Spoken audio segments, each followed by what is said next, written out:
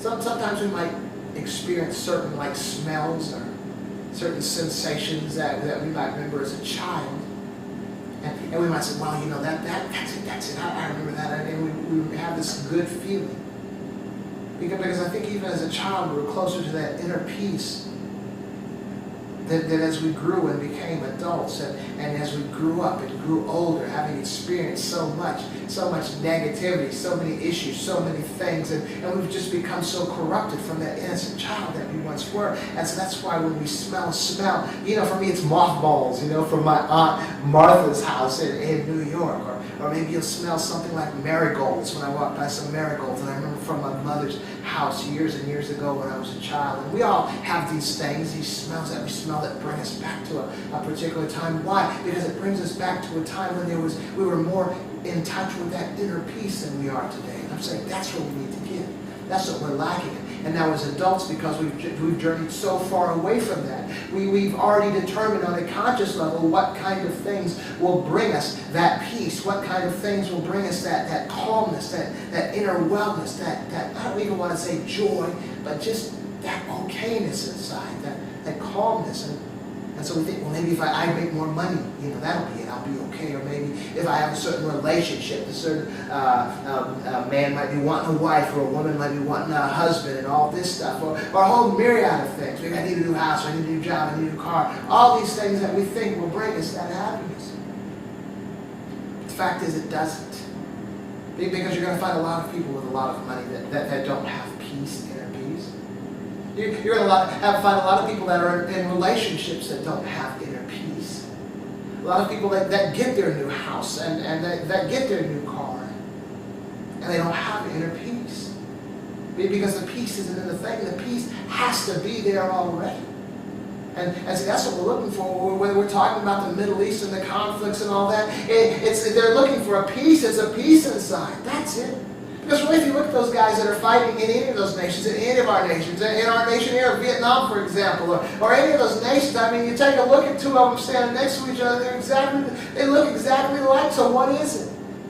Well, it's the ideology. This man wants democracy. This wants communism. This guy wants a theocracy. This guy, everybody believes that this is the thing that'll bring wellness, when really it won't. It's just a thing that they have determined will satisfy that inner lack that they have. That inner peace, that peace has to be there. You have to get that peace first. And so that's where really what it all boils down to is the peace. Money. If you want money and peace, you have to have the peace first. If you want a healthy relationship and peace, you have to have the peace first. Whatever it is that you want, it's fine to acquire it, but it's not going to bring you peace. You have to have the peace already. That thing, that person, that status, the acclaim, that folks are looking at you like he's all that and she's all that. Without the peace, it's nothing. I think there's a biblical verse that says something like, vanity, vanity, all is vanity. At the end of the day, what does it matter? At the end of the day, what does it matter? We just need that peace. Life is so short. Let's have some peace.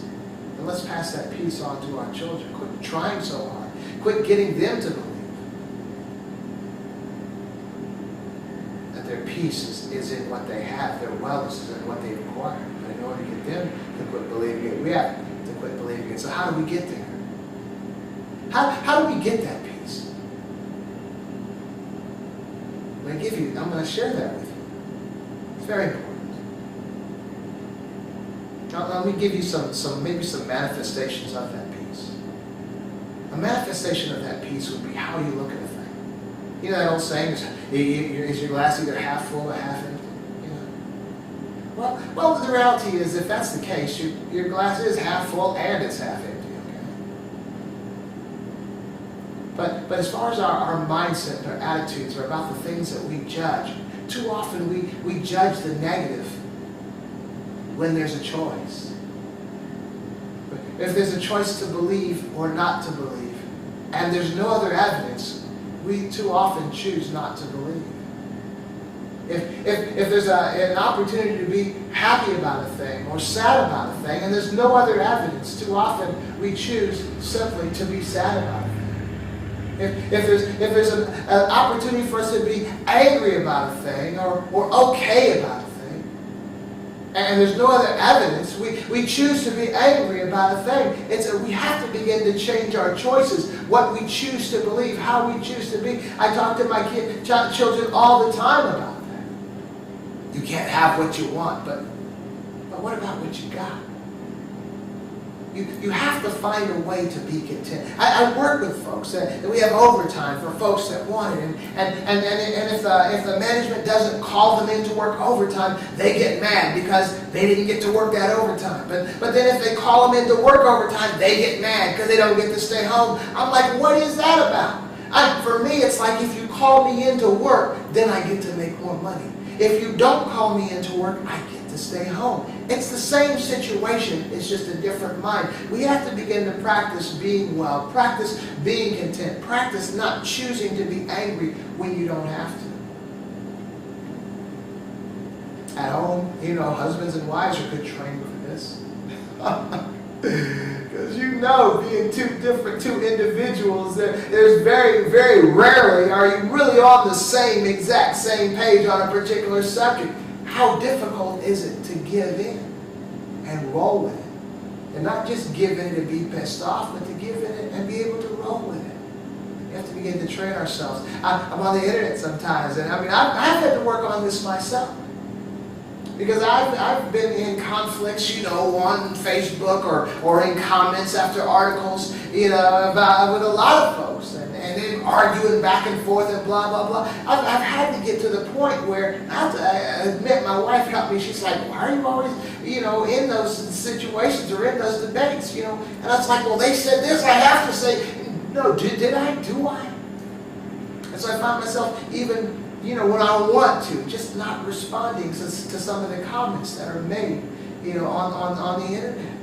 I find myself even now, as I'm getting out of that I've even typed like 3 or 4 sentences, and then gone back and just deleted it, and just gotten out of that site. Certain situations, certain fights just aren't necessary. We have to begin to train ourselves to peace, to have peace. It's very important. And so for me, what I want to share with you is like meditation. Meditation is very important. It's like getting clarity.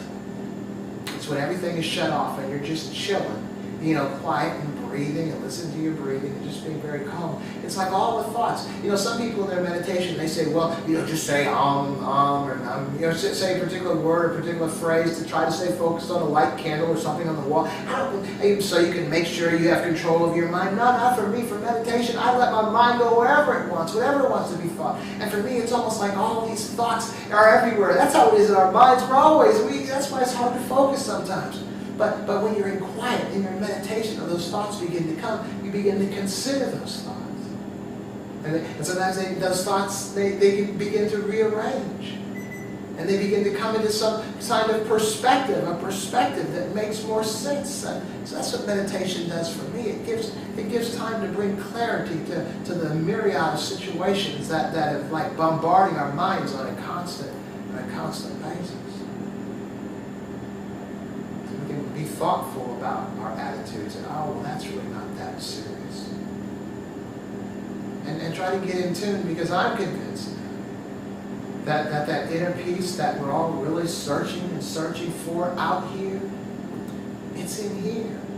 It's that voice. It's our own. It's that voice inside. It's our conscience. It's our mind. It's I don't want to sound mystic or supernatural or anything, but I believe that there is a wellness within every human being, that if we can just commune within ourselves, we'll find that peace. That peace is in you. My hero was like Kwai Chang Caine. Remember that guy in that movie Kung Fu, that series? He was like half American, half Chinese cowboy guy walking in the desert, walking through. There's a peace within yourself, where you're not angry with any man, that you're a friend to all men, or at least not an enemy of men. That you're not angry at anybody, that anybody's perspective, no matter how negative, no matter how heinous, even if it's directed to you, it's a result of victimization. They're a victim of the environment that they came up in, that they were thrust into. None of us really have a choice in the respect of what has influenced us tremendously, them or us. So it is a journey. It is a journey, and it's almost like, as I'm considering that movie, that show with Kwai Chang Caine, David Carradine walking through the desert. It's almost like to find that place. To find that place of wellness is like in a desert. You begin walking away from everything, walking away from the influences, from the voices of your friends, the voices of your family, and trying to find clarity, trying to find truth. And if you seek truth, you will find truth. If you just grasp a hold of everything that you were raised to believe and taught to believe, and anger and hate and intolerance and mad and all that stuff, and criticism and name calling and cat calling and stereotypes and racism and xenophobism and all kinds of phobias and all that stuff, you'll never get there. But as you begin to seek truth for real, you have to begin to release the things that you've been holding on to and say, to yourself, to that voice within you